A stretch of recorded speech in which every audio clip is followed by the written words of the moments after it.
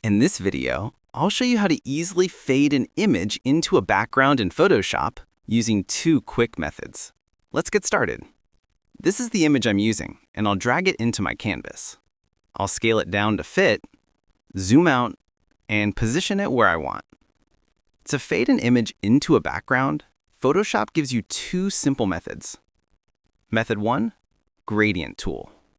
First, create a layer mask on the image by clicking the layer mask icon. Select the Gradient tool.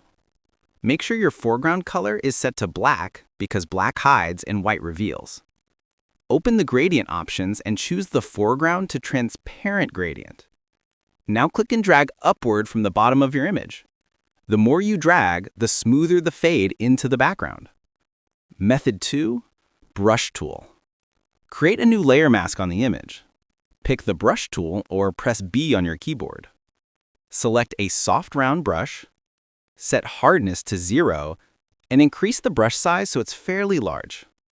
Make sure your foreground color is black, then gently brush the bottom area of your image to fade it into the background.